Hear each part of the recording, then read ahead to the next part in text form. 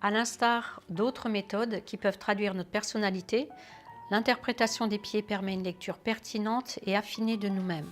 Nos pieds révèlent l'enfant que nous étions et la place qu'il a prise à côté de ses parents. Ils expriment également les freins qui ont ralenti notre évolution, mais également les ressources inexploitées qui restent à notre disposition et dont nous n'avons pas toujours conscience. Les traduire permet de mieux nous connaître et de mieux nous accompagner. L'observation des pieds d'une personne nous permet d'obtenir une foule d'informations sur son identité, sur son caractère, sur son passé, sur ses freins, mais aussi sur les facultés qu'elle n'a pas encore développées. La première chose que nous pouvons observer, c'est l'écartement. Quand une personne est couchée, l'écartement sur la table nous permet déjà de voir sa capacité à aller vers les autres, son ouverture vers les autres. Alors, en considérant le côté femme-famille, en considérant le côté homme ou social. L'ouverture nous renseigne sur sa propension à être à l'écoute des besoins des autres, dans l'excès ou dans la protection. Une fermeture sera le signe qu'elle est obligée ou qu'elle s'est sentie obligée, elle a mis une stratégie en place pour se centrer sur ses propres besoins. Quand les pieds sont trop écartés, trop ouverts vers l'extérieur, c'est un signe qu'on peut retrouver dans la marche. C'est un signe que la personne a une grande difficulté à dire non, à se centrer sur son besoin, mais qui est aussi révélateur d'une dépendance aux autres.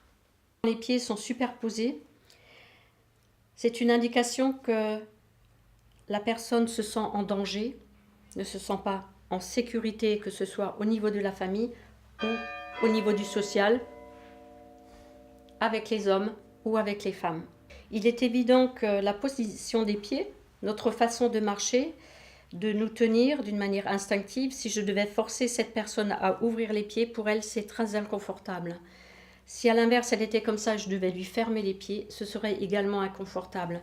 Cette position des pieds va bien sûr influencer sur les genoux, mais également sur le bassin. Et dans le bassin, on retrouve les peurs instinctives ou les blocages émotionnels. L'inclinaison est sa manière d'être en confiance avec elle. Des pieds en pointe montrent que la personne est dans le manque de confiance, une difficulté à se faire confiance ou dans la notion de se sous-estimer qui fait qu'elle aura les pieds en pointe. Les pieds en pointe, c'est un peu comme marcher sur des œufs. Donc la deuxième chose que nous allons observer, ce sont les orteils.